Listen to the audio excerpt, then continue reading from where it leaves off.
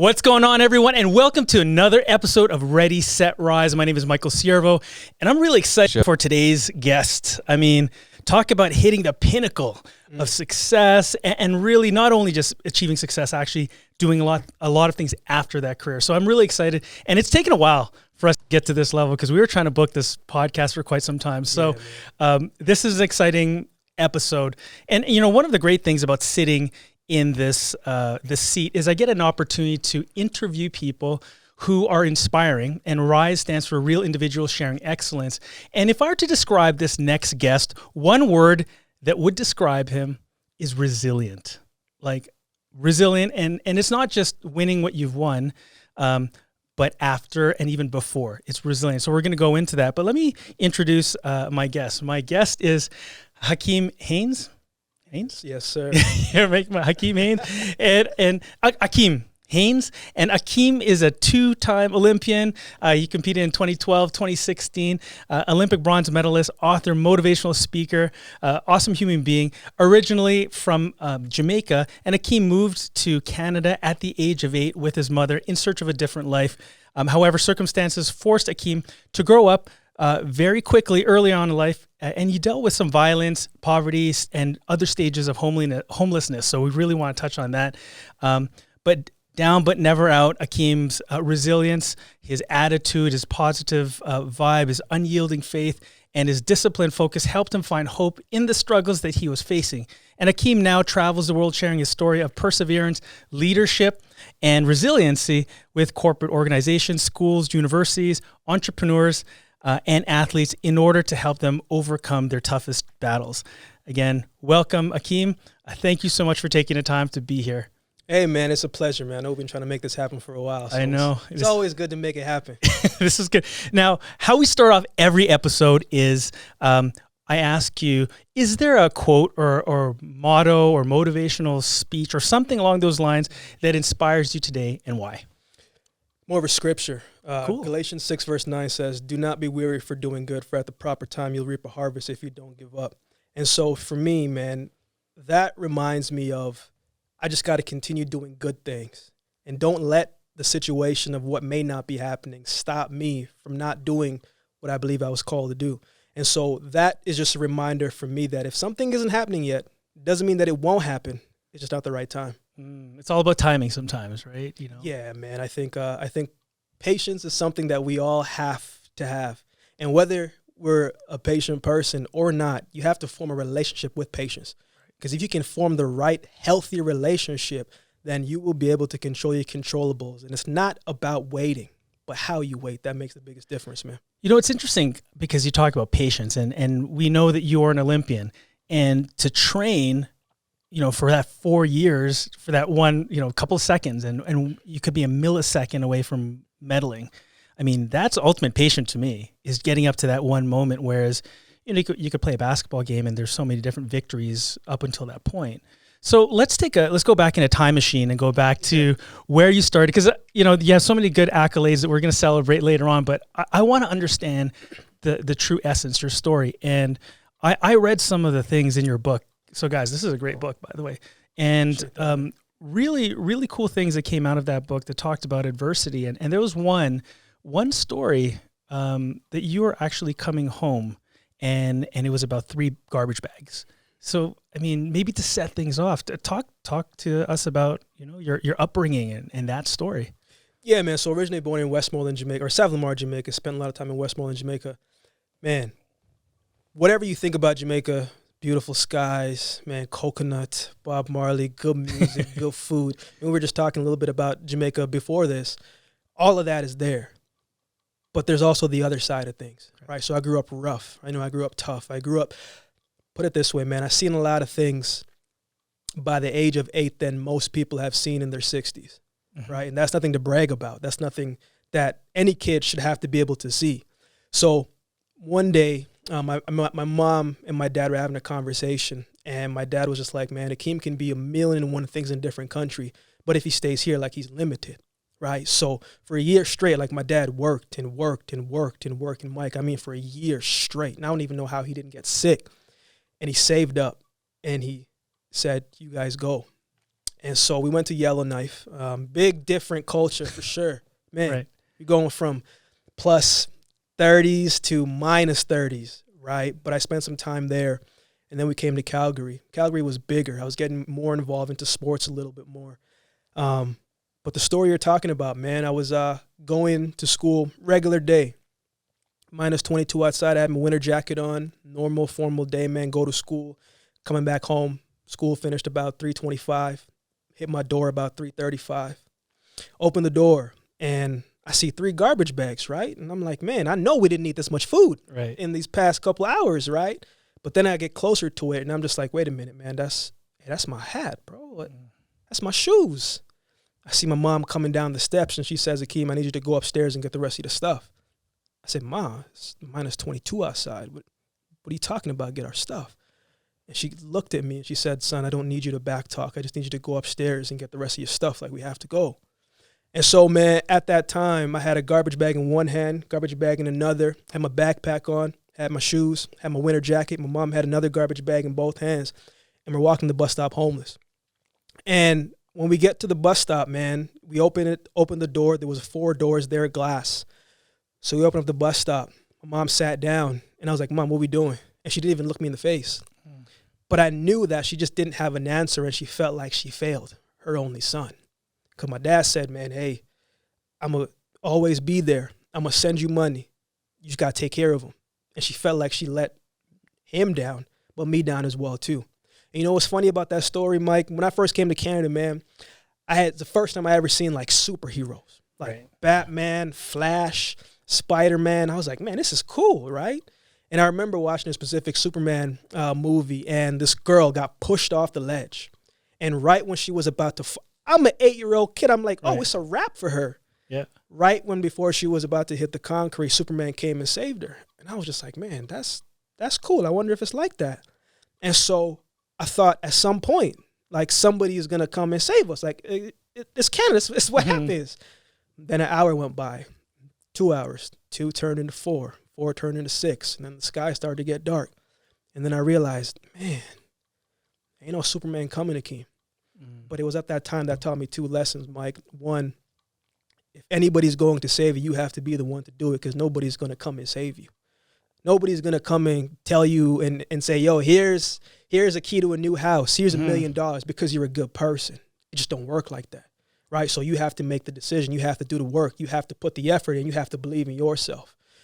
The other thing that it taught me, man, was gratitude. One of the darkest times in my life, I learned gratitude because I was grateful that I didn't have to go through it by myself. I had my mom with me. Right. And I was grateful for the fact that, man, it's wintertime, but I had a jacket. And I was grateful that it's wintertime, but I got laces inside my shoes, right? So for me, even though it was a dark time, from that day, I had challenged myself for the rest of my life with this question. How can you find the good in every circumstance that you find yourself in? It doesn't mean you're overly positive. It doesn't mean you're naive and just forcing optimism. But it just means if you can look to find something, you can find something to be grateful about. And it wasn't anything big. It was something small. So gratitude, man, for me is a big foundation for me, man, and my faith helped me get through it. So how do you, I mean, coming from Jamaica where it was really rough, and then you're facing adversity like fairly quickly, right when you get to Canada, I mean, who teaches you gratitude? Because oftentimes kids nowadays, especially like growing up in this generation, there's a sense of entitlement. Like who taught you to always be grateful for what you have? Because it's something that I think is missing right now in the world. I think my life experiences taught me, man, because I had to find something to be hopeful for. Right. Because I was still going to school. I wasn't complaining. Just going to school early, to wash and brush my teeth in the bathroom early. Going to school, going to all my classes, I'd go to practice and go right back to the bus stop. Right. Yeah, my situation was bad, but I'm still alive. If you wake up and you got breath in your body despite your circumstances, and again, I'm not telling anybody something that I haven't lived. Like, I've been at the bottom. Right. Like most people talk about, the Drake song started from the bottom, right? And people are talking about, man, I started from the bottom. But then you talk to some other people and you're like, man, your bottom is the middle. So you got to ask yourself before you say, man, I'm at the bottom. It's like, what's your bottom? Right? Because for me, man, it was just, I had to find something to hold on to. And that was gratitude. Like, Akeem, how can you put yourself in a positive state of mind to finish the day? You don't know what that day is going to look like, but how can you get yourself up? Because I still had to show up. Right. I was still enrolled in school. Yeah. I still had to go, right? So for me, man, my life experience at that time really taught me that, because I had to find hope to hold on to, and it started with gratitude. It's amazing. You know, it reminds me of this one quote or this one phrase: "If it's meant to be, it's up to me." Right. And no, you're right. No one's going to come in and save you. Like, you got to save yourself. And so that's powerful stuff. Like, how long were you in that situation, and how did you guys get yourself out? Man, so how we got ourselves out, man, it was funny. I had known this guy at school. His name is Romaine. Didn't know him very well. Right. But, we kind of, we kicked it off a little bit, and I met his mom one day, and my mom met his mom one day before the situation happened. And so my mom was just like, yo, we got to do something one day. And so she called her, and she was like, look, this is the situation. Can we stay with you? And she already had 4 other kids. And so we stayed on their mattress downstairs in their basement. They took us in. And she's the godparents of both my siblings. Wow. And I will always be indebted to that family, because they didn't have to. They didn't have to take us in. Man, we could have been thieves. Mm-hmm. Could have been killers. Yeah. Right? So I never take that opportunity for granted, because they didn't have to. So before we got back on our feet, man, we stayed in their basement for a couple of years until my mom finally got right. Wow. But even in that basement, man, I learned what strength was by watching my mom. Mm-hmm. Because there'd be times where she would go to work and she would come back home, and I would be laying on the mattress, couldn't really sleep, but she would come in the room and she would be in tears. She would be crying so hard that the bed would be vibrating. And I didn't know what to do, because I was still a kid, but I heard the cries. I heard the vibrations. And I said, man, I don't know when the situation is going to get better, but I have to do something.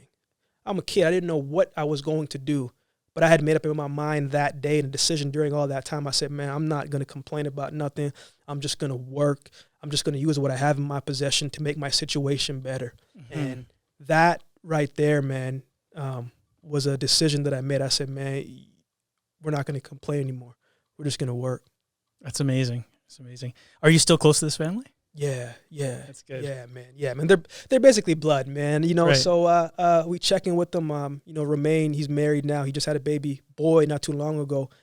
So, man, again, always grateful, man, because at the end of the day, man, you judge a person by their heart.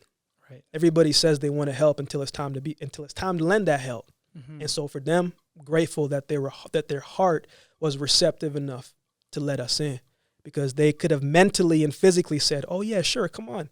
And then when they get home, they're like, wait, what did I commit to? Right. But they didn't think twice. They just said, absolutely. So that's their heart talking. Mm-hmm. I think nowadays, man, we got away from the heart and did too more of this, right? Listen to the heart, because the heart controls the body. Yeah, the mind does its thing. But when you feel something, the rest of you is going to follow. That's amazing. There's so many stories of athletes who have used athletics to pull themselves out of poverty, like tons. Allen Iverson, LeBron James, Serge Ibaka, like all these guys, and just to be here in front of you, like you're a real life story. Like this happened. You pulled yourself out. At what point in time did you determine? You say, hey, look, this is my ticket, right? Because I read your book, and I'll get into it because there's a really good chapter there. But academics wasn't always. There's one part where you had a little bit of struggle with academics. But at what point in time when you say, hey, look, I'm really good at this and I'm going to go all in, because commitment is a huge thing. Mm-hmm. And so how did you find that? How did you determine this is my ticket? This is what I'm going to do? Man, Maya Angelou has a quote that says, I come as one, but I stand with 10,000. It's a lot of people that helped Akeem get to where I am today. Right. And I would never be doing anyone a justice thinking that I can do this by myself and not acknowledging them. And if I was to take the time to acknowledge them, it would be here forever. I had a lot of people that invested in me. And I'm the type of person, man, where if you invest in me, man, I'm going to make it count, right? Like if you invested in me, like I'm going to remember that. And so when I got to high school, never wanted to run track and field, honestly. But I had a teacher at the time, Ken Rose, one of my good friends to this day, a mentor. Man, this Ken Rose has done so much for me, man. He's responsible for me graduating school. He's responsible for me doing track, because I wouldn't have done track on my own. Right? I have nothing but respect and love for him. And man, if he needed a kidney today, I'll give it to him. Nice, yeah. So, man, when I got to when I knew 11th grade, I had been running well, and I was top 5 in the North America for the 100 and the 2. And I remember I ran Canada Summer Games. It was in PEI, and it was the first time that I actually got introduced to like trash talking on the track. Okay. And man, it was Alberta was there, Saskatchewan was there, Ontario was there. So like all of these different provinces, right? And everybody's talking mess. Ontario's talking mess. They're like, man, our boy here is going to do this to you. Yeah. I'm like, who boy? Yeah. I'm like, who? Right? And so I remember getting there and I ran the heats, and, I was easy shutting it down, and everybody's just like, man, you haven't seen so-and-so from Ontario, man. I said, I'm going to see him anyway. Yeah. Right? And I remember won that race, and I ran 10:47. And you're 11? Like grade 11? Yeah, so I'm like 16. It's pretty fast, man. It's not bad. But for a guy who's still going through puberty, it's pretty fast. Back then, man, it seemed like it, but again, these kids are rolling nowadays every year as the year progresses. Yeah. So, but when I got back to school, man, I remember Ken Rose came and he said, man, these letters are for you. I was like, letters? What are you talking about? All the letters I know are either bills or there's detention. I'm just like, I don't want these. But then he's like, no, man, you should take a deeper look. And so it was like college offers. Florida State, University of Oregon, Arizona State, Texas Tech, Texas. And I was like, they want me to come to their school? He was like, yeah. I was like, are they going to pay for it? He's like, yeah. I was like, all of it? It's like, yeah. I was like, what I got to do? It's like, yo, you're already doing it. They want you. But the other part we got to take care of. And so the work was going to be the work. But I had to work harder in school. And Mike, I'm a person that tries. Like I try hard at everything that I do. And so I had a lot of teachers, man, that helped me by helping me do the extra, but walking the journey with me. I would go to school early before school even started and work with a math teacher, a different math teacher, because the math teacher that I was assigned to, she wouldn't help me. So I went to a different math teacher. I had a science teacher who would work with me away from class.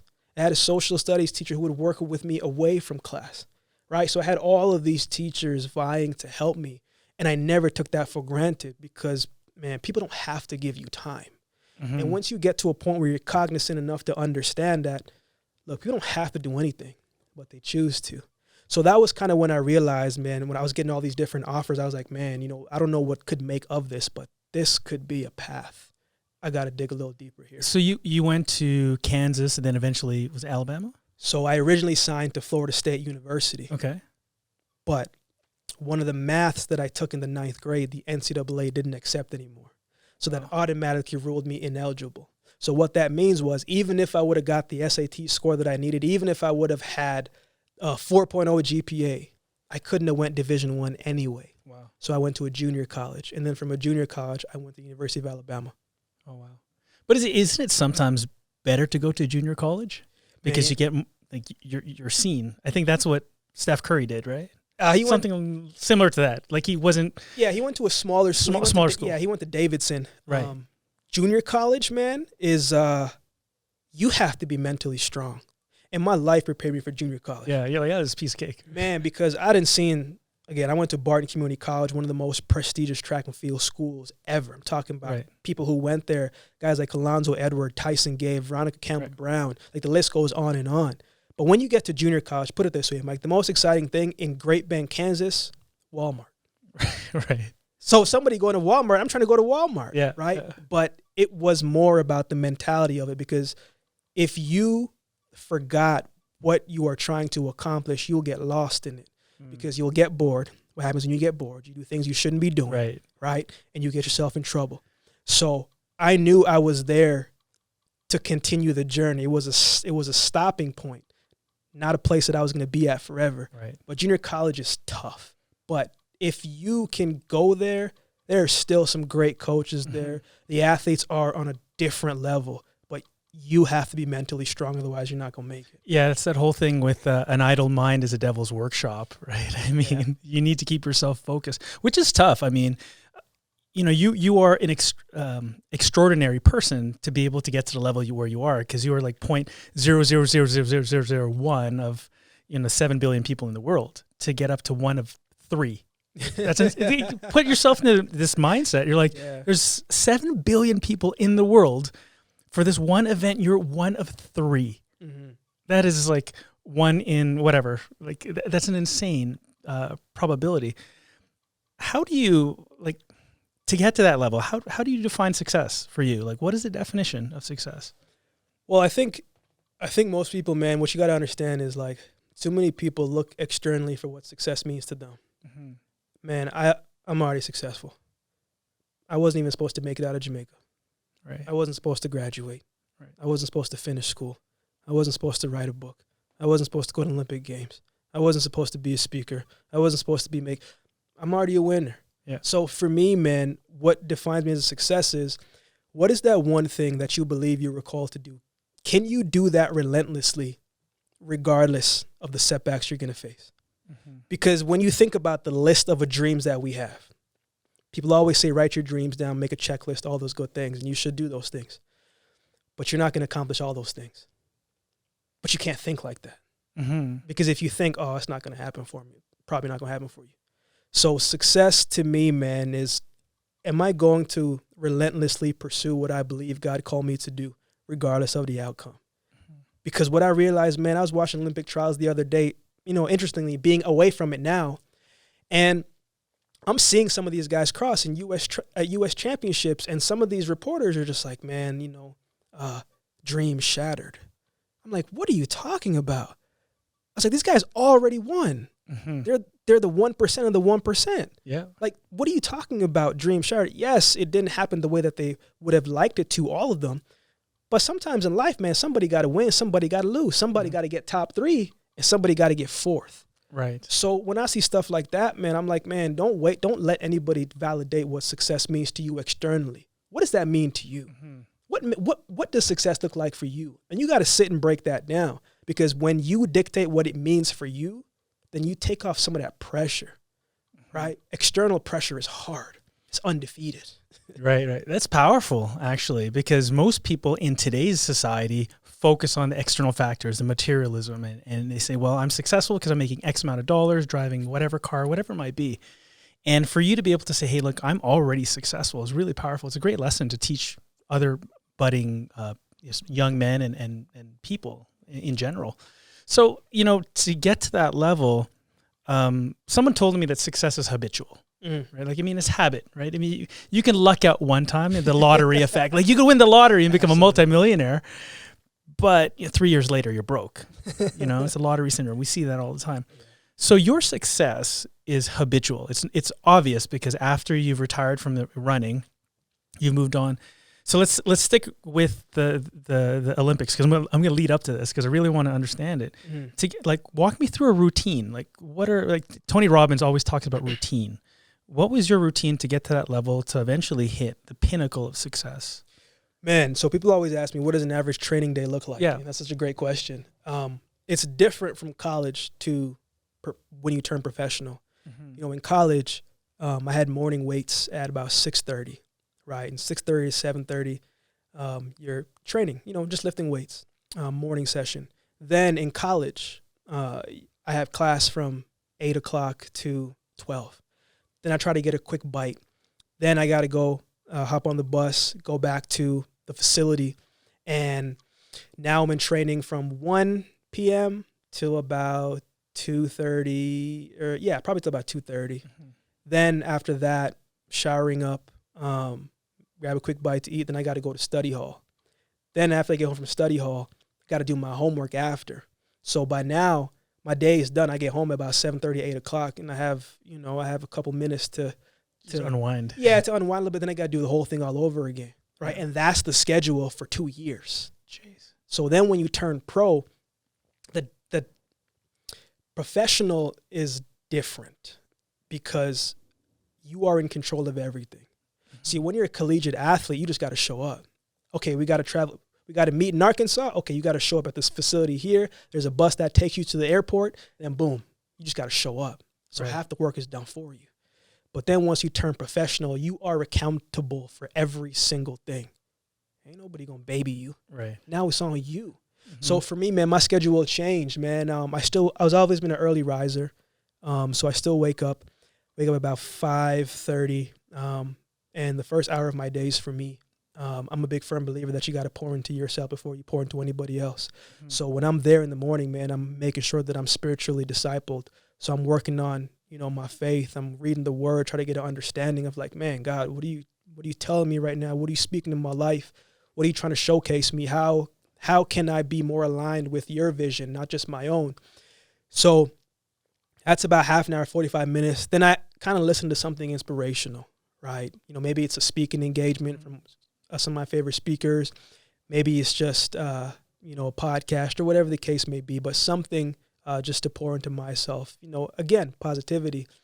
Then I go to practice. In Phoenix, it was hot, bro. Right. So we got to start early, right? Yeah. So we usually run going by 8:30. Get to the track, get treatment as in like physio, chiro, getting worked on. Then about 9 o'clock, we start warming up. So I'm at the facility at the track from 8:30, finish training to about 10:30. So then from there, I got to get over to weights, and I start weights about 10:45, 11 o'clock. So I get to the weight area, just chilling, unwinding a little bit, really enjoying the AC because, again, Phoenix is hot, right? Yeah. So I'm sitting down, and then you have weights from 11, depending on the session, from 11 a.m. to about 12:30, right? And then you have treatment, right? So depending on what it is, you may have a massage, you may have some deep tissue work, you may have active release or something. Contrast bath you may have to go take. And so, man, I'm not finished training till some days till about 2 o'clock. And my day started at 5:30. Wow. Right? So then you got to do it again the next day. But then once you get home, I tell athletes all the time, the real work happens when you get home. Because anybody can work hard when they're supposed to work hard. Right. Anybody, if you're a student, you're going to do the work when you're in class. Teacher's there, right? You got an assignment, you got to do the assignment. Anybody can work hard when they're supposed to work hard, when people are watching, when the coach is there, when so-and-so, when your teammates are there to help push you. But are you going to skip out on partying when you know you should be resting? Right. Are you going to skip out on the dances? Are you going to skip out on the donuts? Are you going to skip out? You're making me feel guilty now. I just had a donut before we got on. Hey, man, I probably got one of the biggest sweet tooths you'll ever see, Mike. Yeah. But then the real work happens because you have to recover. And a lot of people, man, they think about the present moment, the sacrifices they make right now instead of thinking long term. And that's what helped me. I wasn't the fastest, I wasn't the biggest, I wasn't the strongest, but I knew I was more disciplined than the average person. And I had to be. And so I developed this thing that I call discipline over wants, right? Because I want to go and have cheesecake every day. I want to go and see certain things. I want to go do that. Right. But if I do that, I'm sacrificing recovery. I'm sacrificing rest. I'm sacrificing something that somebody in a different country is going to do that I'm not going to do.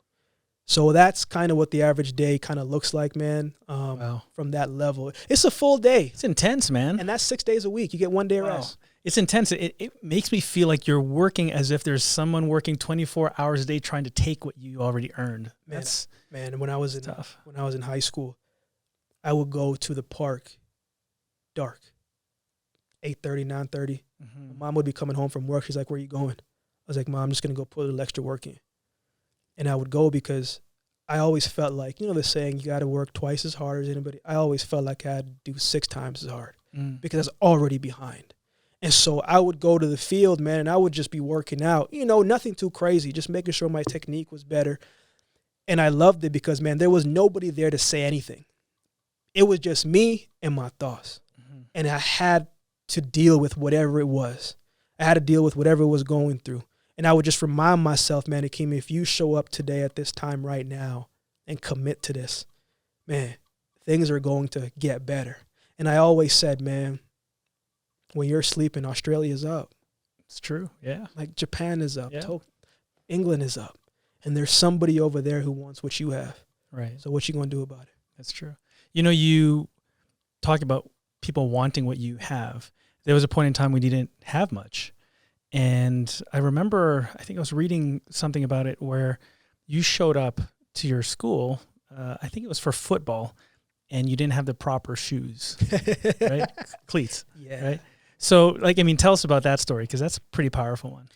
Man, so, I was at school, and my Remain, the same guy, he was like, bro, you want to play football? Again, I'm from Jamaica, so football is soccer to me, right? I was like, what's football? And he pulls up this video, and he shows, like, these guys in helmets running full speed at these guys. Yeah. I was like, yo, I don't want to do that. Like, that doesn't seem legal to me. Yeah. And so he was like, man, all right, let's give it a try. So I get there, and it's going well, right? I'm picking it up very quickly. And my head coach at the time, one of my mentors at that time as well, too, one of my good friends to this day, Rob Giesman, calls me over. He says, Akeem, man, why are you always falling down? I was like, oh, coach, that's part of the game plan, man. And he was like, man, where's your cleats? I was like, oh, coach, I don't need those, man. He's like, where are your cleats? I was like, coach, can't afford them. He says, huh? He says, come and see me tomorrow. I said, okay. So before practice, I go and see him in the shed, and then, man, he had these pair of white Nikes. I was like, man, these are cold. Yeah. I was like, whose are these? He's like, man, they're yours.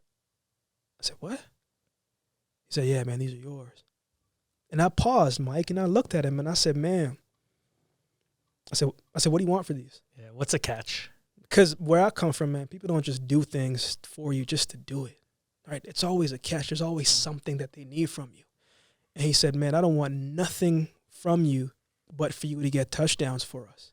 And he said this, Mike, and I'll never forget it. He says, Akeem, the loneliest path that a person will walk is thinking that they can walk the whole thing by themselves. And when he said that to me, man, I said, man, how can I not give you everything I have? Wow. I had never seen anything like that before. He didn't look like me. I'm a black man. He's a white dude. Bro, it Doesn't happen. Yeah. From where you're from. Exactly. So I was just like, wait a minute. What's the catch? But that was just his heart showing, man. Yeah. And, that was a moment that always stuck with me. I tell that story whenever I go and speak as well, too, man, because, man, as I said, there's a lot of people that helped Akeem get here. And he was one of the originators to help me get here, man. I think that story does resonate, but I think people attract themselves to you because of the energy you give out. I mean, your vibe attracts your tribe. What you focus on, where your focus goes, energy flows, right? So yeah. I think the world or the universe or God, whoever people believe in, is bringing the right people at the right time because you are doing something in here that is attracting them. So appreciate that. Like I totally believe that because there are things even sometimes, like even I'm reading this book. So on page 16, there's a story of someone who writes a note to you, right? And one of the things that you and I have in common is I love Les Brown. I mean, he's my man. He's my man. I don't care. I think he's like 80 years old now or something, like 70, man. Bro, he's still giving hour and a half presentations. He's good, and his story is great. But so he writes something. It says, someone's opinion of you does not have to become your reality. It's in your book.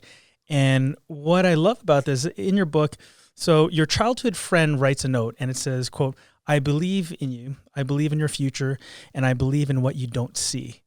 So, like, tell me about that. What goes through your mind when someone just leaves you that note? Because sometimes we're going through life and we don't believe in ourselves. Mike, and you and I have talked a little bit, before this, man. I can probably count on my hand how many times I've asked for help. It's not a lot. Yeah. Because when I have asked, they have either not came through or they chose not to. And so I never asked for help. It took me 18 years to ask for help.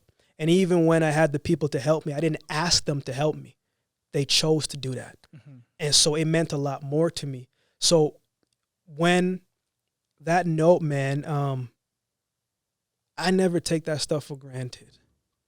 I'm a person where, man, when I know that, like, you got my back, like Akeem the person, not all that other stuff that honestly really doesn't matter.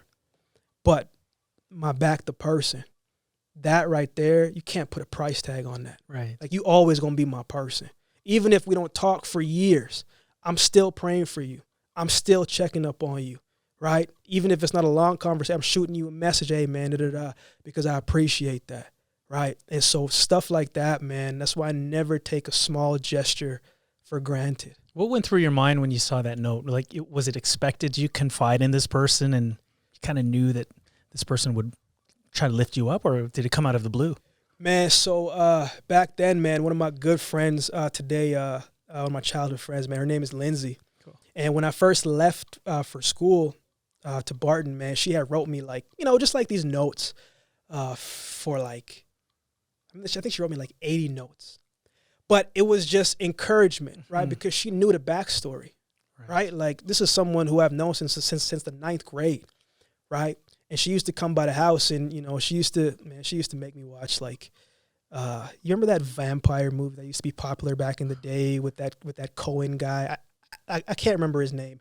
You'll know if I can remember it, yeah. But it was a popular vampire movie. I hated it. Yeah.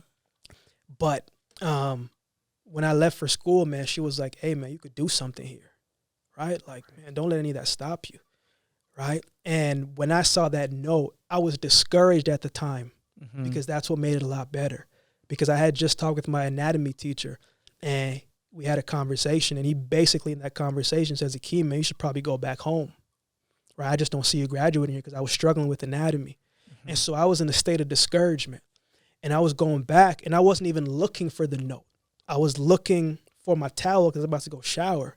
And then I realized that, oh, yeah, she had written all these things first year in college. And I opened it, and it just so happened that when I opened the envelope, this was what was being said. Wow. And that was the encouragement that I needed, because nobody knew that. My mom didn't know any of that. Right. But it's always funny, man. Sometimes you don't know what you need until you need it. Right. And I think, so she added so much value to inspire you, but I would also say the same thing, that your story is always somebody else's inspiration, right? The fact that you got to where you are, she sees something in you. So it was a symbiotic relationship where I'm sure you were inspiring her as well. Right? Yeah, man. She's a teacher in Israel now. She's doing great, man. So, man, I appreciate that from what she gave to me, man. I'll never forget it. That's amazing. There's, so you mentioned this a couple of times. You're a man of faith. I mean, in your book, you talk about a story of Daniel, right? And that's an interesting one. Like, so how did? And I saw you on social media. You're wearing a shirt. Was it faith over fear? Faith over fear. Faith over fear. So explain to me the concept of faith over fear, and what does faith mean to you as a man and a human being, as a person? It's my foundation, man. I don't do anything. Now, I'm not saying that I'm the perfect man, but I'm a progressive man. And every person in the scripture, Daniel, Peter, Paul, Joseph, Moses, Abraham, imperfect people, but God used them, right? And the trials that they faced, man, when I think about the story of Joseph, man, his brothers sold him. Yeah. And he forgave. Right. You know how hard that is? I couldn't even imagine, because if somebody sold me, I'm already ready to fight. Yeah. But he forgave. And it showed that he had to go through those trials. He had to be in the cave. People had to forget about him in order to be what he needed to be in order for God to use him. Right. So for me, man, my faith is submitting my ego, submitting my pride for something bigger than myself. That's powerful. It's interesting. So in front of you, there's a book. It's The Life of King David. It's like, and I knew nothing about this guy. I'm like, okay, David and Goliath. I'm like, cool story. Then I started reading about this guy. I'm like, man, like he went from here and he fall from grace, did a lot of bad things, and then I guess he's a father of King Solomon, who is the wisest man. But going back to your entire point, it's like he let his ego go right at the very end. He said, hey, look, I build the temple of God, the temple that I wasn't able to do, something along those lines, right? And it's so true that ego is the enemy, right? So how do you, again, we have this medal here, right? How do you walk around without, like, I know me, I got a pretty healthy ego. I think I'd probably be wearing this like daily. like how do you humble yourself when you are among the best in the world? I think you have to control the ego, man. You know, I can count on one hand that I've looked at that myself. It's not about me. Man, when I got the medal, man, I couldn't wait to bring it back to my community. Right. I couldn't wait to share with other people. I have the memories. Yeah. That could get stolen. Yeah, I'd be upset, but it doesn't erase the fact that I was there. Right. It doesn't erase what I've accomplished. So what I've been able to accomplish is not attached to a material thing. That can break. That doesn't define Akeem's worth. It's cool. I'm grateful for it, thankful for it, but I'm still going to be Akeem. I'm still going to be a child of God, regardless if I have that or not. He's still going to use me. But I think in pressure situations and moments like you've done, which is why you've had a tremendous amount of success, you got to know when to put the ego forward and dial it back, because your ego is the one thing that gives you confidence, and you need that. Right. Your ego is that preparation of like, man, I tell people all the time. I was talking to one of the guys that I mentored the other day, and he was just like, man, Akeem, man, I got invited to this basketball camp, man, and I'm just so nervous. I'm like, why are you nervous? I was like, yo, any room that you get into, you belong there. So it's time to treat it as so. Because the thing at the Olympic Games, Mike, is everybody's nervous. It's a big poker game. Yeah, you just hide it, right? Who can keep the straight face the most? Right. And how you do that in a pressure situation, the best thing that you can do is trust your preparation. Right. Doesn't matter if you're in sports. Doesn't matter if you're preparing for a presentation. Doesn't matter if you're trying to close a deal. Right. Trust your preparation, that you have the wisdom and the knowledge enough to close, to finish, whatever it is that you start, that you can handle it. Right. So when we're talking about the ego, man, I know when to pull it back and when to let it go. I'm smart enough to know that I don't know everything, and I will never know anything. Was there ever a point in time where your ego got the best of you? Man, I would I would say a lot of projects and things that I started without really thinking about it. Is there? Because I was just like, oh yeah, I can do that. Yeah, yeah, let's go do it.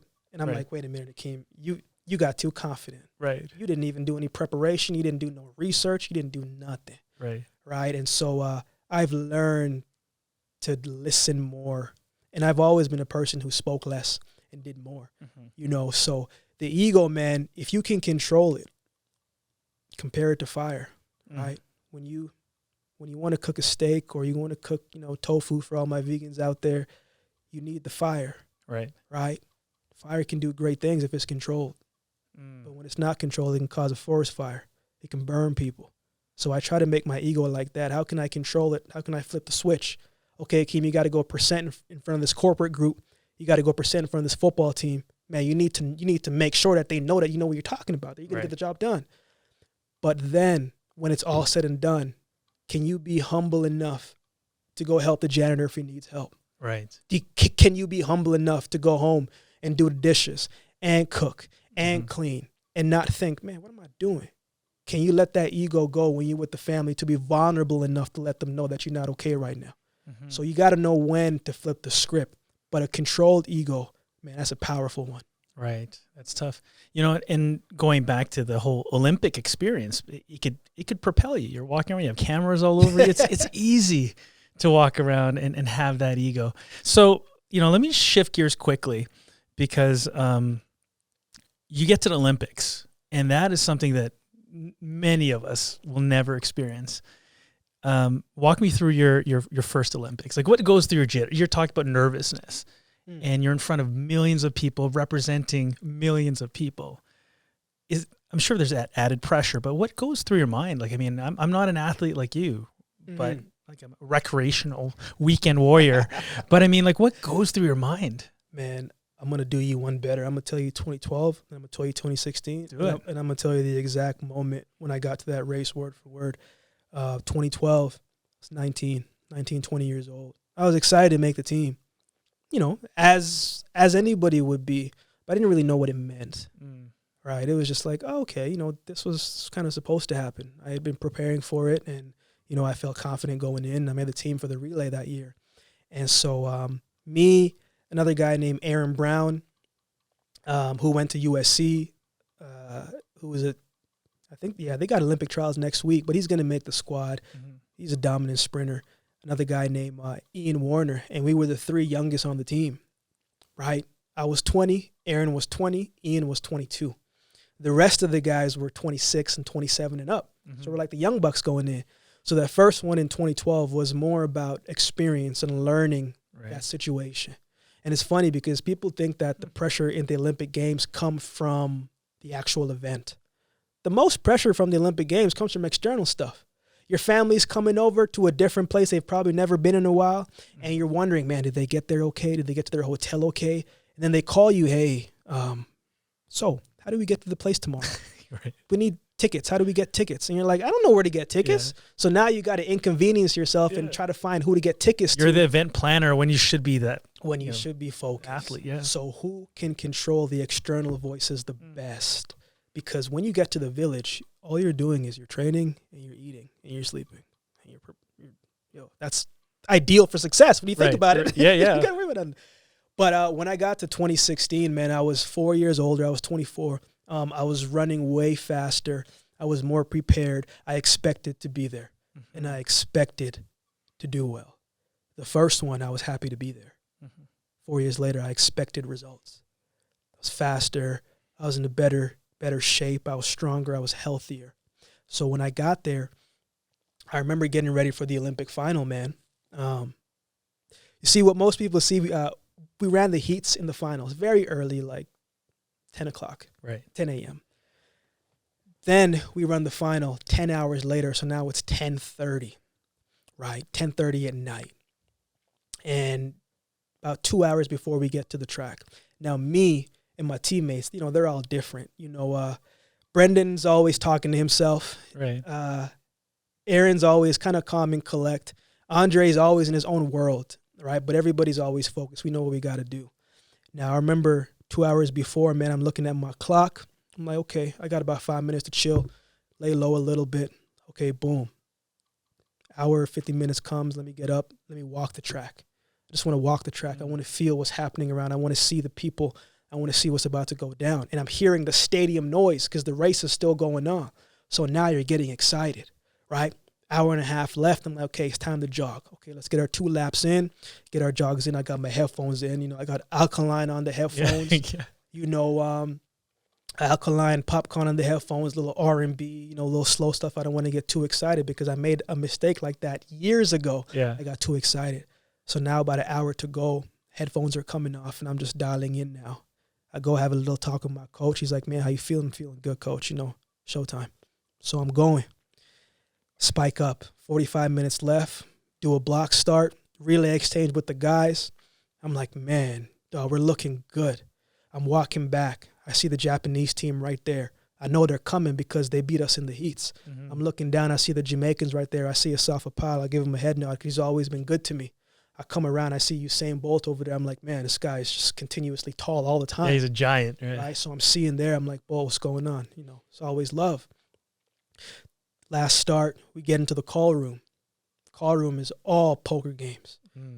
Canada here. Jamaica's behind us. America's in front of Jamaica. The British guys are there. Even walking into the call room, one of my guys, Chachindu Uja, I remember because we went to England and they beat us a month ago. And so he puts his shoulder over me and he says, hey, man, you guys ready to come behind us? Trash talking starting, right? Love it. Yeah. Going there, waiting. I see the fellas. I'm like, oh, man, everybody's so intense, but we're chilling because we know we're ready. You can't take things too seriously. You got to be relaxed. Get into the call room. They say, spike up. Spike up. Time to go on the track. In lane 7, Canadians. Boom, we go. I'm walking down the track, and I'm seeing flags. I'm seeing people.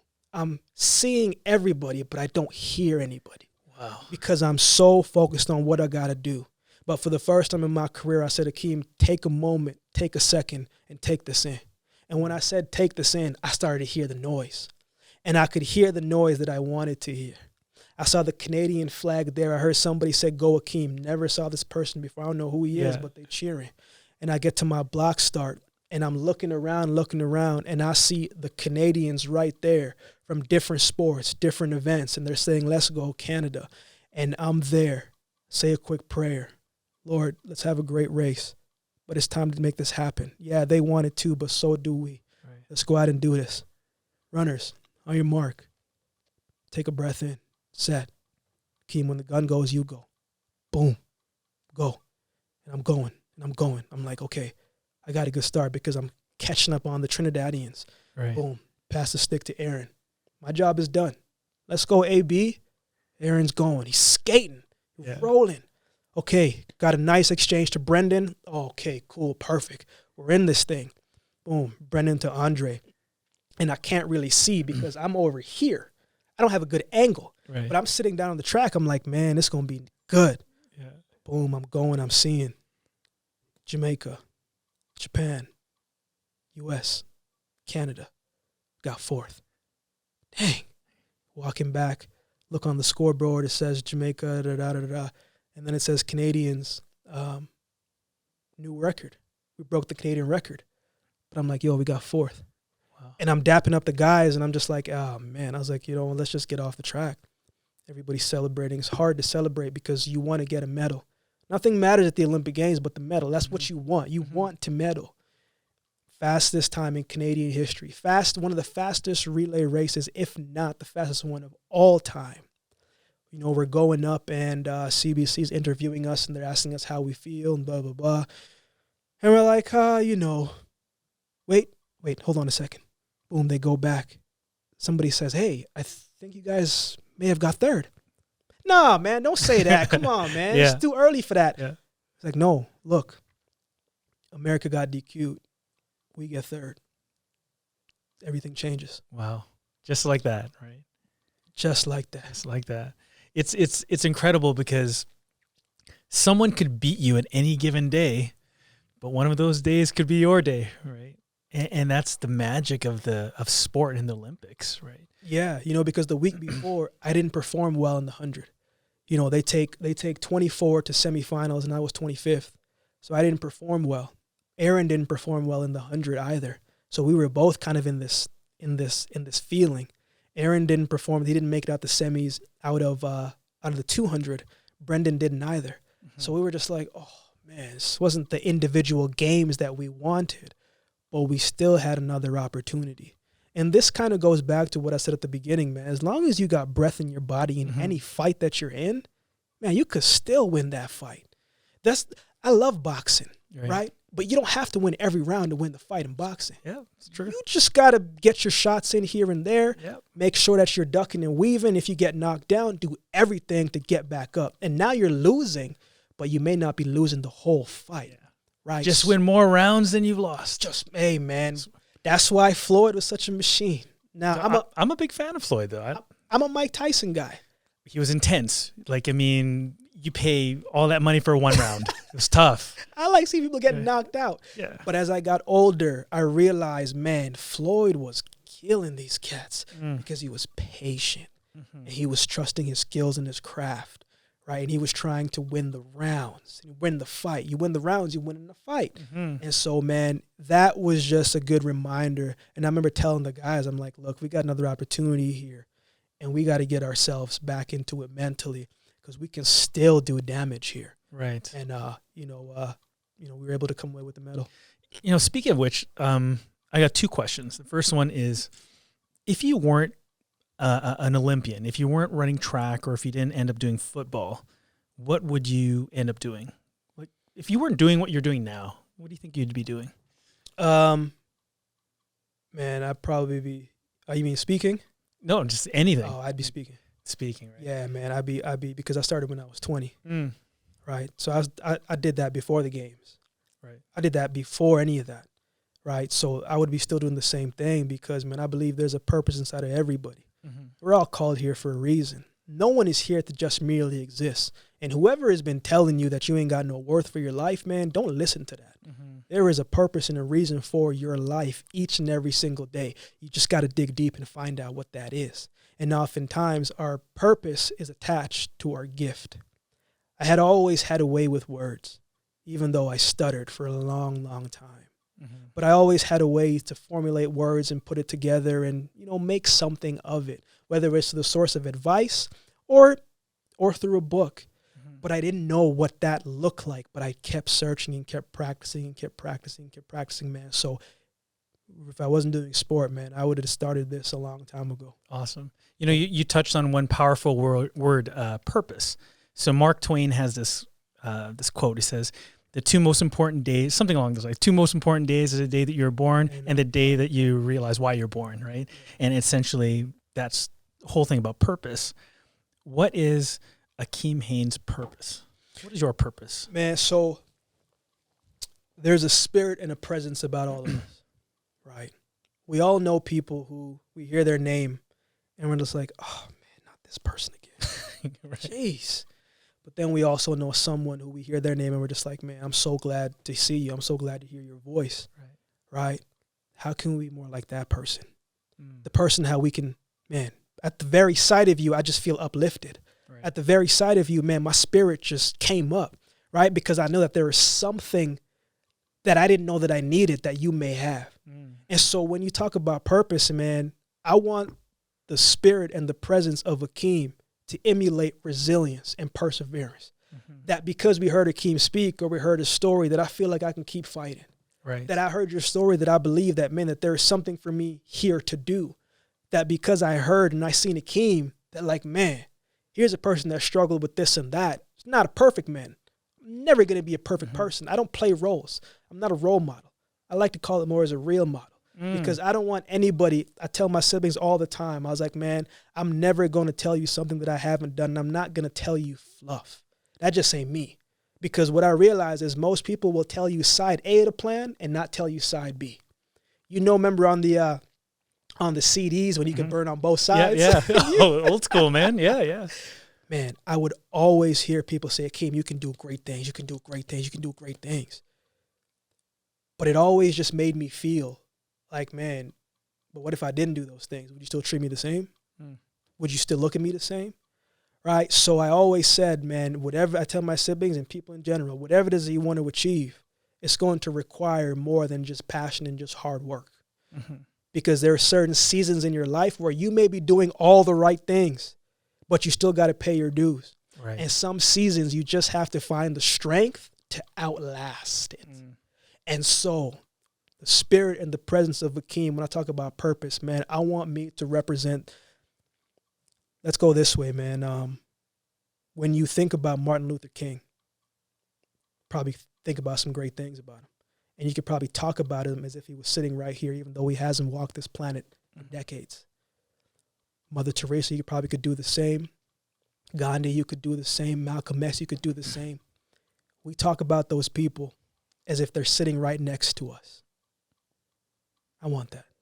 But I don't want it to be, oh, man, Akeem was this guy who didn't know. It's like, man, you know, Akeem said something that stuck with me. And because he said something that stuck with me, man, it really helped me get through this situation. And how can I continue to do that? Because I don't know what God has planned for me, man. I don't know what he's going to do. But I know that he gave me these trials and these tribulations and these obstacles that I had to overcome because he knew that there is something here bigger than myself. You know, stick to that topic, because you talk about trials and tribulations, and we are maybe eking out of this pandemic or squeaking out of it, limping out of it, right? For many. Yeah. And, you know, you've gone through adversity your entire life, have succeeded. There is on page 70 in the book, you talk about how life is going to happen. Everything, you know, things are going to happen to you. And your response is, it says, when people ask, why is this happening? Why are bad things happening? Your response is, in your response is your answer. And I thought that was really, really good. What advice do you have for these people who might not have the mental resiliency and the toughness that you have to get up? Like, it's tough to do that. Man, you know, I think part of it too, Mike, I think I'm stubborn, bro. You know, because, man, when I think about some of the things, I'm just like, I don't know how I did that. I don't know how I overcame it. But I just continued, to have faith and continue to show up. And so a lot of the times, Mike, showing up may just be getting up and brushing my teeth and starting the day. And getting up may just be putting myself in front of, you know, a board or writing a page or something. And if I'm trying to write a book, I have no idea how I'm going to write a book. But if I can show up and write one page down, I just got to continue showing up. It's progress. Yeah, just continue showing up, man, because in showing up, something throughout that day will help you do one thing that's going to help you get you closer. You know, you talked about special people in your life. And so I just want you to explain your relationship with this guy. Yeah. Yeah, man. That's my guy, man. Yeah. He there are Olympic trials, right? 2016. My coach didn't come. He was coaching some US athletes as well too. So he was spending some time with the US athletes and then flying up to Canada. So my coach, Stuart McMillan, is really good friends with Ken Rose. So he called Ken Rose and he was like, man, can you go up with Akeem the trials in Edmonton? It's the best thing that ever happened. And the reason why I say that, man, is because regardless of the outcome, regardless if I made that team or not, regardless if I would have, whatever, he was still going to be proud of me. And when he got there, he said, what do you need from me? I said, I just need you to tell me when the call room to come in, and that's it. And so after the race, man, the race happened. He came over. He was with this lady at the time, one of his friends. And I was sitting down. I was actually kind of upset at the race because it's like, man, because I was having cramping issues in the finals. So I had to make a decision. Do I gun it from the get-go, but I may cramp and I may not make the team, or do I hold back at the beginning and have something to finish? And so, I saved at the beginning, but I put myself in a hole, and I still made the team, but I wasn't happy with my performance, but I still made the team. So I really should have been more happy than what I was. But he came over and he put his hand on my shoulder, and he looked down and he walked away. I was like, man, where you going? What are you doing? And the lady he was with came over and he was just like, I just want you to understand that, like, you couldn't see it, but he was in tears.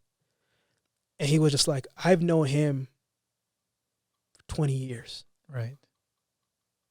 And I don't think you understand the impact that you have made in his life, because he knows the full story. He knows everything. Wow. He was the same cat that paid for my SATs because I couldn't pay for it myself. Wow. He was the same cat that when he realized that I was not eating in high school, that would give me money out of his own pocket. This guy. Yes. If he was here, what would you tell him? You could tell him. He's he's back then people see him as like this militant guy, but he's a soft soul, man. Yeah. And I spoke to him after Rio, and he was just like, man, I'm sitting at the bar like crying. And I was just like, but man, and it's nothing that I don't already tell him. I just tell him, man, I love him, man. Awesome. I'm not a person that likes to wait until something happens to tell people that I appreciate them.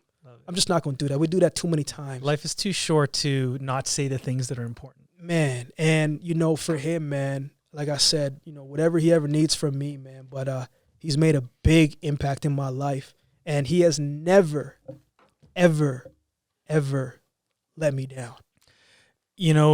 That person has been there for you, and you, of course, have been there for a lot of other people. Tell me, what does this person mean to you? Yeah, man, I see so much of myself in him. Because I love this picture. Like he's a special kid, man. I'll talk about two sides. Athletically, he is one of the most talented kids I've ever seen for his age. And he just gets everything so quickly. And I try to tell him now, but he doesn't quite understand. But when he takes it 100% serious, he's going to demolish every single thing that I've done. That kid is special. And I'm not even saying that because he's my sibling, even if I didn't know him. I've been around a lot of kids, and that kid's just got it. Wow. But from the other part, man, his father really isn't in his life like that. And I know what that's like. My dad always been an ear. I still talk to him to this day. I have nothing but respect and admiration for him, but he wasn't physically here. Mm-hmm. And so I spent a lot of time alone because my mom worked 3 jobs sometimes and I wouldn't see her as much. And I know he's going to have questions about his father, right? I know he's going to have questions about like, man, why isn't this kid, why isn't he checking up on me and things of that nature? And it's tough. And I hate to see when single parent households have to go through this, right? But I want people to understand that as a parent going with a single parent household, if the father or the mother isn't in their life, understand that they may not understand the sacrifice that you are making right now, but please continue to pour into them. Mm-hmm. They're not going to forget it. Right. So when I look at him, man, I just want to give him everything that I don't have from a mental standpoint. That's amazing. And I told him all the time, man. I remember one day we went to, I actually went to his Christmas concert. He was probably like 8 at the time. And, my mom couldn't make it. I had just gotten back in town. I was like, yeah, of course I'll go. And, I'm sitting through all these songs and I'm just like, oh man, I'm falling asleep here. Right. But then I see him go and I see him smiling, but I see him seeing me because he can pick me out of the crew. And I was just yawning, but I had this big smile on my face. I'm just like, man, how does a kid do that? Yeah. But I remember coming back. And his mood changed a little bit. I was like, man, that was great, But what he was seeing was the fact that he was seeing a mom and a dad. It's a Christmas concert. Whole family's there. And so I didn't know how to handle it at that time. But I said, man, let's go get some ice cream. So we go and get some ice cream. And I said, man, did you get a little sad there for a little bit? It's like, yeah, a little bit. It's like, why? It's just like, it's just... I just wondering, like, where's my dad? And, it took me everything to not break down there. But I said, man, I don't have those answers. And I said, but you store up those questions that you have from him, and when that time comes, and you can ask him. Right. But just know that Akeem is going to be whatever you need to be at any time that you need it. Right, I'm always going to be here. And whatever. I think that was in your post. You even said, said, you will never be alone. Hey, man, that's part of the battle. Love it, man. Right, and so I don't know what he's going to grow up to be. I don't know what kind of trouble he's going to get into. I don't know any of that. Mm-hmm. But I'm going to be here, man, and I'm not going to give up on him, on both of them. Well, you know what? If he has you as a mentor, he's going to be fine. I think he's going to be fine. I hope I do enough, man. You're a talented man. You could play pretty much any sport. You could speak. You go on your Instagram. You could be a model in a lot of these photos, right? So there's a lot of things you can do. Is there a talent that we don't know that you can do? Is there something out there that you can't do? Man, I can't do a lot of things. Well, I saw this. Like, what are you playing? I'm playing, but Mike, I'm not playing well. Are you playing an instrument there? So, man, I used to play the trumpet in junior high. Can you still play it? Not well. Okay. But that's you legitimately playing? Yeah, and I didn't play well. It's in front of about 400 people. Can you sing? I can hold a tune a little bit here and there. What's your favorite song? Oh, man, Change Is Gonna Come by Sam Cooke. Ooh, yeah, Sam Cooke is good. This song got me through a lot of things. Yeah, man. Sing us a verse. Not today. Okay, so speaking of music, right? So I was trying to get you to sing. Do you know much about, like, we talked about R&B, we talked about the music that we do like. Do you know a lot about bands growing up? Groups, R&B groups, bands? Not so much R&Bs and stuff like I know a little bit B2K. Oh yeah, if we're talking about old school, that. Man. Yeah, man. Bob Marley and the Wailers, of course. Yeah, old school. So not too much, man. I've never really been into all that just yet. So we're gonna do a pop quiz. I just want to see your pop culture because you're from Jamaica. Yes, you came here in North America, and I just want to see if you really grasp some of the old school bands. So the first one is, do you know who these people are? Man, I know their songs, but I do not know their name right coming off the top of my head. One of the greatest, was it triplets? Well, not triplets, 3-person groups, Salt and Pepper. That's right. Salt and Pepper, Push It. Oh, man. Old school, man. Okay. Man, okay, so you're 0 for 1. I'm struggling You're right 0 now. for 1, okay. It's pressure. Number 2. Oh, is it Headley? No, it's close. It's same genre. Oh man. Great song. Is it Blink 182? Oh, same year, same era. I remember a song. Great graduation song that my friend used to sing all the time. Green Day. That's it. All right. That's right. All right. 1 for 2. 1 for 2. All right. Okay. How about this one? Come on, you got to know this. Oh, this is man. classic. Run DMC. Yeah, man. Okay, Yeah. it's easy. We're at 3 for 2. Okay. What about these guys? Oh man, it's slipping me. Belle Biv DeVoe. Poison. Yep. Yes. See, Poison. Oh man. See, okay. I know what they look like now. It's throwing me You're at off. 50%, man. Hey, 50%. man. Okay, you got to name this group. This is the tiebreaker now. You ready? Okay. What is the name of this group? Hey man, it's Barton Community College, junior college conference champions. That's right. Right. Look at the swag there, man. Hey man, That's swag. that's my boy Ren, right there from Memphis. That's my boy JKB Gerald Bowery from he's from Toronto. He can sing.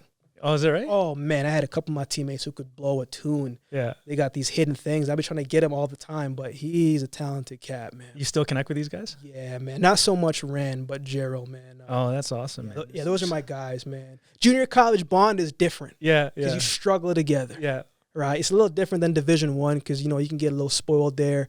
You can, man, when I went to Division I, I'm like, man, they can get smoothies. Yeah. I'm like, y'all can get smoothies and protein shake at the same time. But Right. junior college, man. Junior college, man. That's when you build those bonds, right? A bond is formed through adversity, man. I love that. I saw that picture. I was like, hilarious, man. Look at this. Look, there's you. Like, in all of social media, you're just such an, very, a gentleman. I would say gentleman. That's how you brand yourself. You're a gentleman, right? Man, hey. And then I dig deep in your social You media. really dug deep I was on like, that. I appreciate you. This is good. I like this. I like this.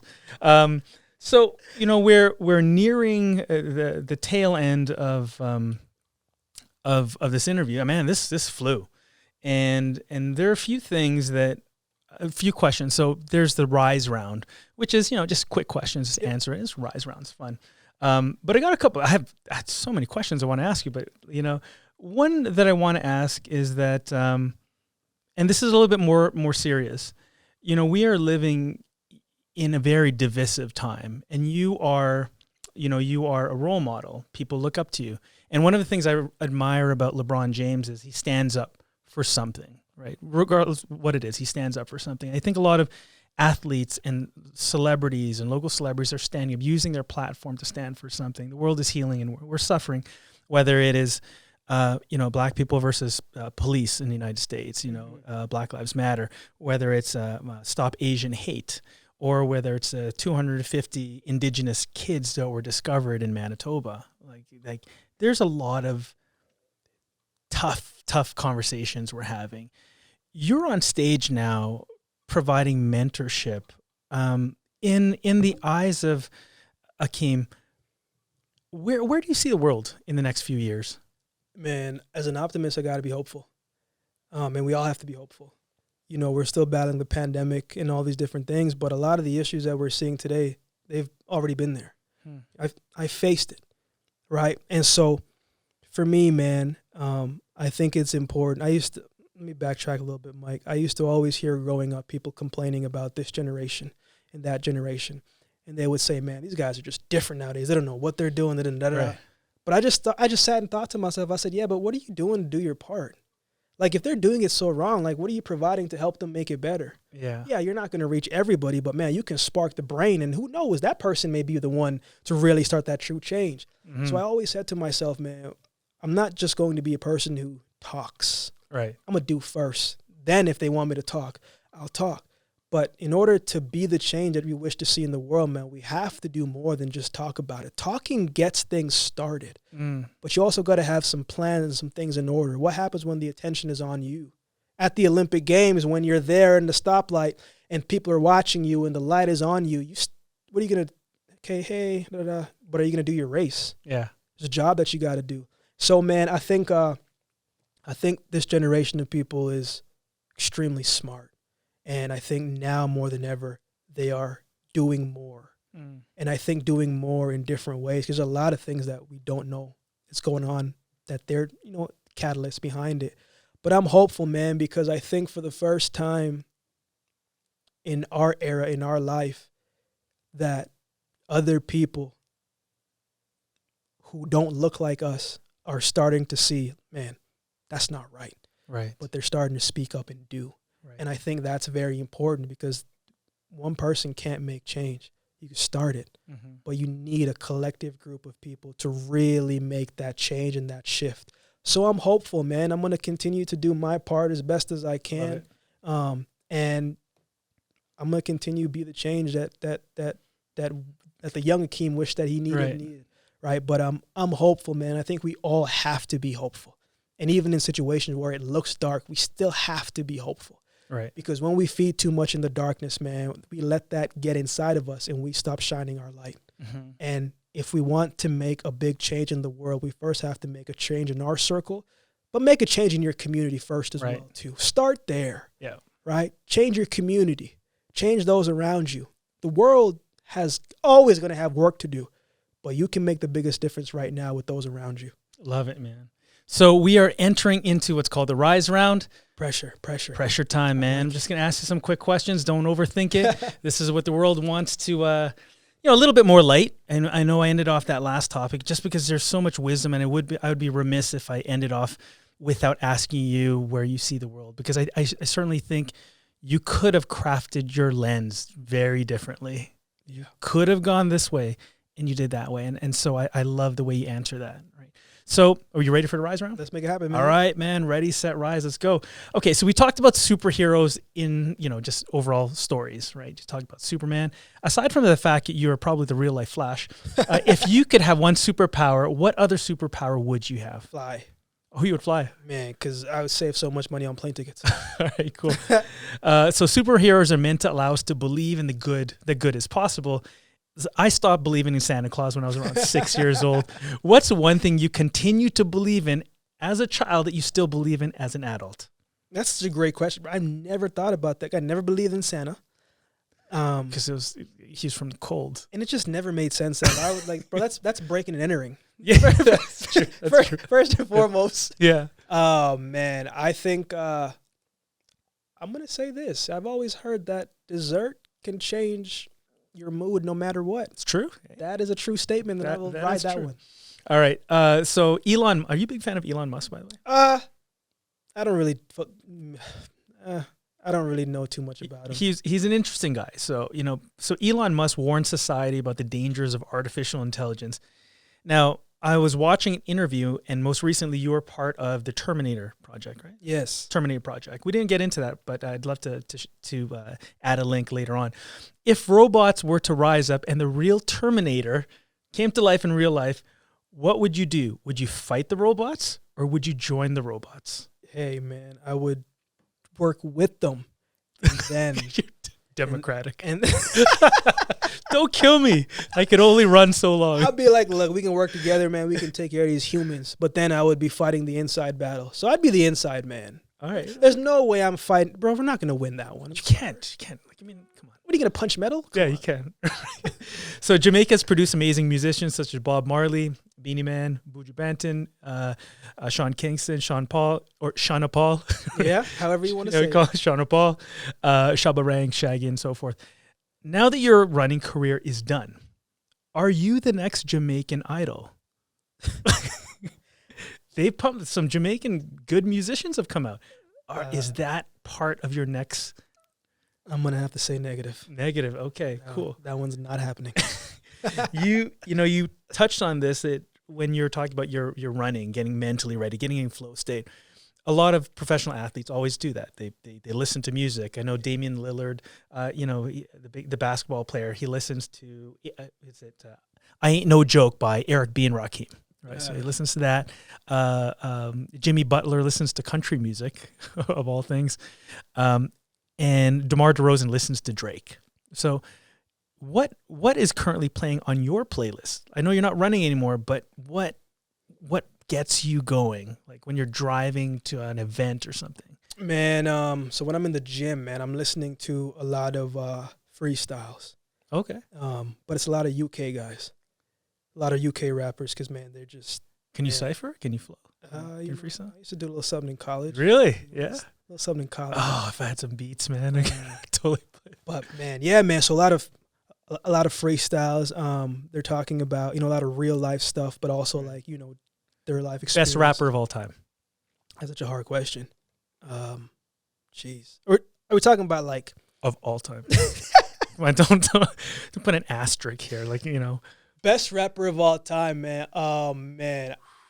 So hard, man. Honestly, I can't even give you an answer. Top three. Okay, I gotta put Tupac in there for me. For sure. He's top three. Is Biggie up there? I gotta put Biggie in there. And I'm gonna have to put a tie of Nas or one mic. Come on, that one. Yeah. So Nas. Man, or if the body of work, man, I gotta put Run DMC in there. Yeah, Run DMC. Just because they're pioneers. It's true. Jay-Z's good too, man. Yeah. Jay-Z, Drake. Drake is an artist. Yeah. So apparently he broke all the records for Artist of the Decade. He broke Michael Jackson's record, Elvis Presley. Yeah. It's crazy, man. Good for a Canadian guy to do that. Hey, man, Drake. I got nothing but love for Drake. Your Instagram handle is @Underdog AKH. What's the greatest Underdog movie that motivates you? Oh, man, that's such a great... man, I got to give you three. Obviously, I got to give you Rocky. Which one, though? All of them were good, but one of them has to stand out. Man, honestly, probably the one where he fought Apollo.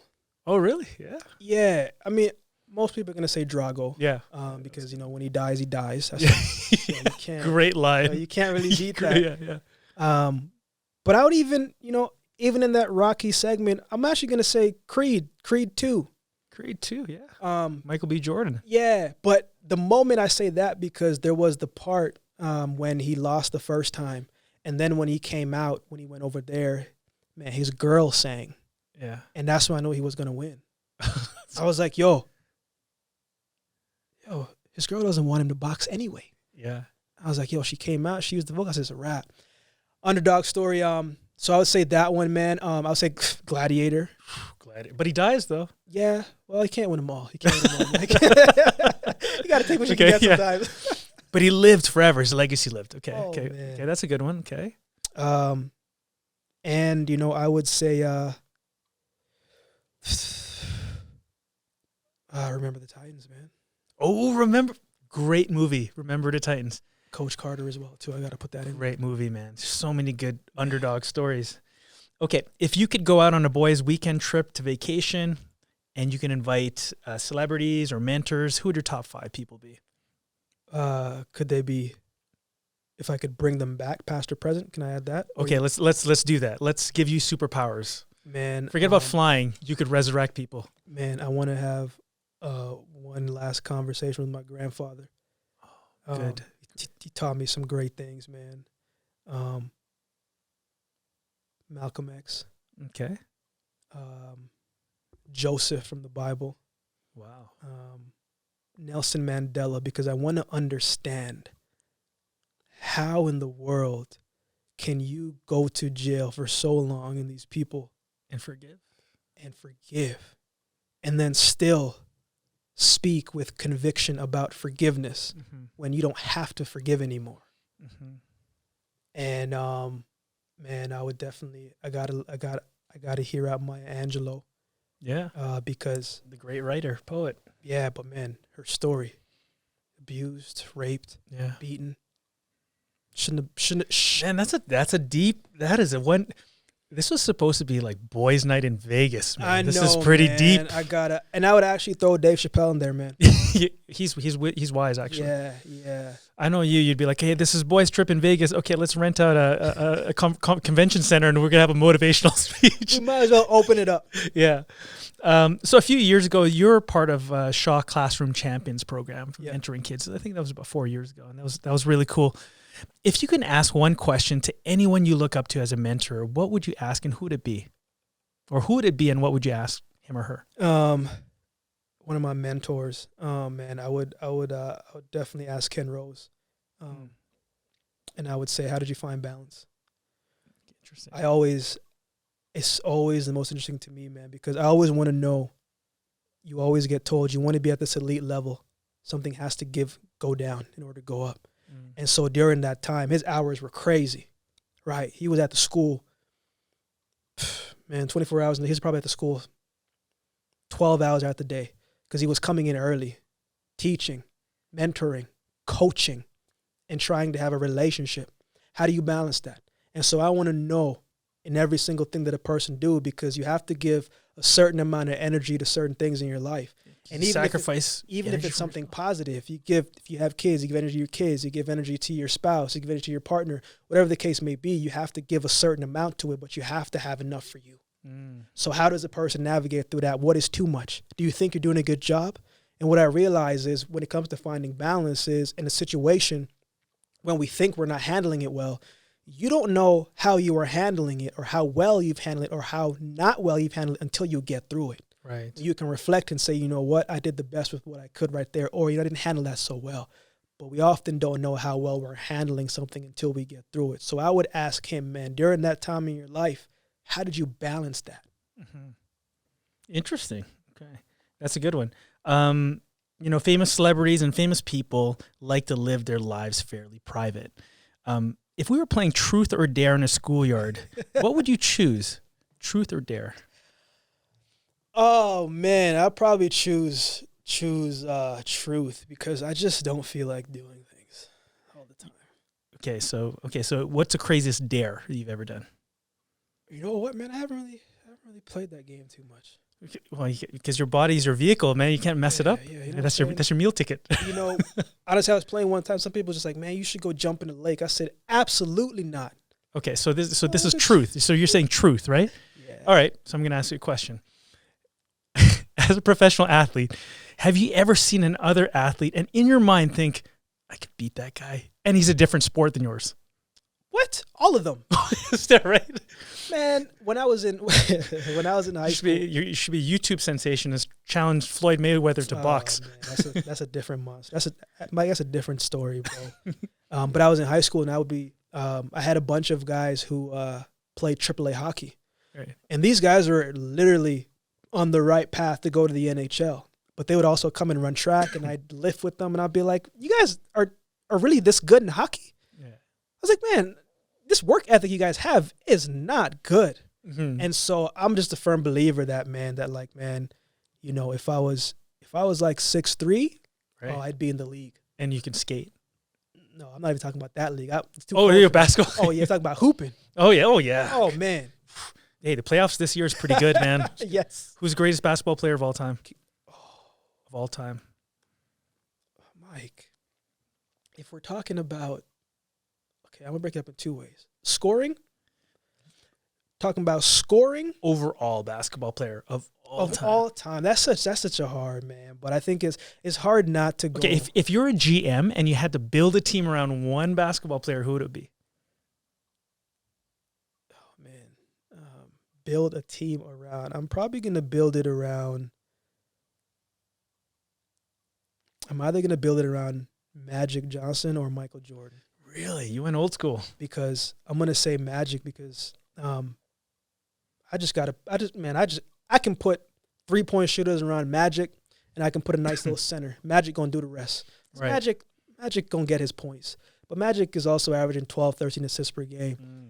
If this generation building a team, man, then I'll build it around Kevin Durant. Amazing. That Kobe is my favorite player. Kobe for me, man. Kobe's my Mamba favorite, mentality. Yeah, he's my favorite player. Yeah. That's a tough list. Man. Are you scared of spiders?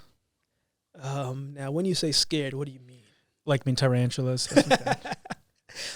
I wouldn't say scared, but I don't mess with them. Oh, okay. So if I pulled out the tarantula, would you touch it? A furry tarantula? Nah.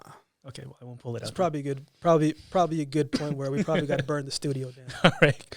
So you like football. Chad Ochocinco. So Ocho Cinco is one of the guys that I like because he maximizes life. He's all about this bucket list, this whole thing he's doing. So he ran against a horse. Canadian sprinter Ben Johnson ran against a horse. Would you ever run against a horse? Maybe not now. But back then? You think you'd run against a horse? Yeah. Would you win? No. No? No. I don't know who is... Ocho Cinco won. Yeah. He won. The TV can do a lot of things. Right. We're not beating a four-legged animal. So, okay, the three on a bucket list, then what are your three things on your bucket list? Oh, man. Number one, I want to build my own house. Okay, cool. I want to create a foundation that awards kids scholarship, and I want to direct it to single-parent households. So I want them to be able to not stress about, school. I want them to not stress about, how am I going to pay for that? What school can I go into? And so I'm hoping that when every school that I speak at, that, I have connections that I can help them say, hey, look, man, there's this person here. Oh, you want to go to Florida State? Let me make a call. You want to go to tennis? Right. I can make a call, and I can make the call, and they can do the rest. And so, but being able to give them that support, I think that's something that I definitely want to do. And, man, the bucket list, man, people always ask me what's my biggest dream, man. I've never really shared this with a lot of people, man. One day I want to be mentioned in the same category with some of the Nobel Peace Prize winners. Even if I don't win, I want to be in the conversation. And it has nothing to do with the award. It has everything to do with the impact. Mm-hmm. Being the person, like becoming that person, impacting the world in a positive way. There's a lot of people who do great things, and they aren't recognized for it. Mm-hmm. Not all heroes wear capes. Absolutely. But, man, when you think about that list of people, like Nelson Mandela's on that list, man, that list just represents a person and people who are just fighting a path that's way bigger than themselves, and it's not about them. Mm-hmm. And so if God ever gives me that opportunity to be on that stage, I'm going to take that award, and I'm going to share with everybody who is invested in me. Same thing I did with that. It's not about me. Mm-hmm. It's not about me. It's about impact over self. Awesome. And I think too many times we put self first. And yes, you got to put yourself first, pouring into yourself, all that different things. But if you know what your wallet looks like, and somebody is asking for help and they need it, and they've never asked for anything ever in their life, or maybe someone comes up and they may be at a grocery line list and they may not be able to pay for their groceries and they got to put everything back, and you know what your wallet looks like, I think you got to do yourself a service and be that person that says, hey, you know what, don't worry about it today. I got you. Mm-hmm. Because I was that one person who had to put everything back. Wow. That's powerful, man, to be able to do that. We talk about this medal and all the things that you've done, your potential. Why do you think people aren't reaching their potential today? So, man, a balloon, right? When you take the balloon out of the bag, you just have the balloon. It's flat. It's not floating. It's nothing. Mm-hmm. But then you blow into it, and it gets oxygen, and it gets air. And then you tie it up, and you hit it up, and the balloon can float. A lot of people's dreams get killed in the flat stage, and they don't get the oxygen for it to breathe. And the oxygen that I'm talking about is encouragement from those around you. A lot of times, man, from being in the speaking game, man, when I talk to kids and talk to people in general, it's always just like, man, I really wanted to do that, but my grandfather said. Right. I really wanted to do that, but my dad said, my mom said. I really want to do that, but my friend said. And so that's the reason why I think potential is stopped early. Not that they can't do it. Not that it's not possible. But because when you've been told it's not going to work, you can't do it, it's not going to happen, it's not work. When you've been told that story so much times, man, you marry that story. Mm-hmm. It's hard to divorce a story that you've always been telling yourself, and that becomes a part of you. They always say sticks and stones can break your bones, but words will never hurt you. Well, that's not true. Yeah, it's the opposite. Somebody throws a rock at you, biting it doesn't hit you in the face or the neck or those things, you probably survive. Mm-hmm. But if someone belittles you over and over and over and over again, you take that with you. And that can be hard to let that go because it's a part of you. When something is a part of you, man, it becomes a part of your essence. And you always have that in the back of your mind, even when you achieve a level of success, because you have to take you wherever journey that you go, including your baggage. Mm-hmm. And so a lot of potential that I find from my experiences, man, is just killed before it even gets opportunity to breathe. Right. You know, it's interesting because I always tell people that the best salesperson in the world, do you know who it is? Yourself. Yeah, well, close, right? It's close. Doubt. Ooh. Doubt is and why? Because he's living rent-free here and here, doesn't pay rent. He has one product to sell. He sells it 24/7 over and over and over and over again and tries to win you over. Doubt is the best salesperson, or most relentless really salesperson is doubt. Yeah. And so if you could beat that salesperson, right? And I think exactly what you're saying is like someone can deflate you or words can deflate you. So that whole lack of potential. You know, if you could have 60 seconds with your 16-year-old self, what would you tell him? Man, enjoy the moment. Man, I was so wired that I had to be great because of my circumstance, right? Like I had to get this scholarship. Like I had to get this. It was not an option not to do it, right? And so I didn't take the moment to say, hey, man, you've accomplished some cool things here. I didn't have time because I was always, again, I spoke about being behind. I always felt that, right? And when your mom is working 3 jobs and she's coming home and you don't even really get to see her, right? And you see the tiredness and the heaviness on her face and her shoulders. And so you don't think about, oh, man, you know, I need rest. You think about, I got to go harder, right? So I didn't take that time to really sit and to say, oh, man, Akeem, you've done well for yourself. You've accomplished some things here. And so I would just tell myself, man, to pause and take a second and to just enjoy it. Because you're a kid born in Savlamar, Jamaica, who saw death in an early age, and you overcame that, and you shouldn't have been here. So let's take a moment to accomplish and acknowledge the fact that you are here and you're working towards something bigger. So I would say enjoy the moment, man. Mr. Hakeem, thank you so much. This has been a great, Mike. Dude, this is a great podcast. I mean, we could have kept going because, I mean, man, there's so much wisdom. What are you currently working on right now? Man, so I'm coaching some sprinters right now. Some rugby athletes. Still speaking virtually. I actually got a corporate gig tomorrow. Cool. Man, but I have 2 new books in the works. And I'm starting to work on some transition from, Canada to America. Some things of that nature. But man, so I got 2 books in the works that I'm working on. I mean, they're done. I just got to type them out. Right. And summer's looking pretty good. It's looking like, some speaking engagements that I lost at the beginning is going to come back. So yeah, man, but, where can we follow you? Social media, Underdog AKH, the website, www.AkeemInspires.com, man, the podcast, Unscripted with Akeem Haynes. Love it, man. And yeah, man, man, reach out anytime. I'm always a person that's going to take time. When you say that you're the person that takes time, one thing is that you and I connected through social media. And this is our first time actually us connecting, right, face to face. And it's interesting because I feel like I've known you for such a long time because we've been messaging each other. Yeah. So one thing I just want to say, thank you so much for everything that you do, everything that you stand for. That friend of yours wrote that letter that believed in you when you didn't believe in yourself. And for you to do what you're doing, you're writing a letter to so many people out there. Wow. Because they might not believe, and they're going to hear your story from poverty to success and all that other stuff. I think in a world that's very divisive, that's uncertain, you are providing that strength and motivation. Appreciate that. And I started off this podcast by saying the one word that describes you as resiliency. I think I'm going to change that, right? and I think it's hope.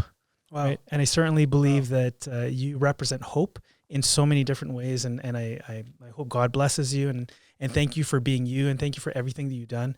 And, it's been such a pleasure and I am going to walk away from this podcast a better person. So thank you very much. That's a complete pleasure, man. And I'm honored to hear those words because again, man, like you said, we hit it off quickly and even coming to here, I just got back. And I was like, I got to come here, what I'm saying? But I was looking forward to it, man, because I'm a firm believer that, man, hope needs to be seen and shown. Awesome. And the story that you've shown with me about your life, man, you are doing the same thing. And so, man, I'm grateful, man. It's a pleasure. And anytime, man, anytime. I got you, man. Thank you so much. And, Akeem, thank you again for taking the time out. You're a busy guy. So everyone else out there, If you like what you heard, reach out to Akeem. He's doing some amazing things. Check him out on social media. Check out his website. Follow him. You know, we need more inspirational people. We need some more support, and he's absolutely one of these guys. So definitely check him out. If you like this channel, subscribe. We're trying to grow this community. And again, Akeem, thank you so much for your time. Hey, man, follow the show, people. Follow the show. All right, guys, take care.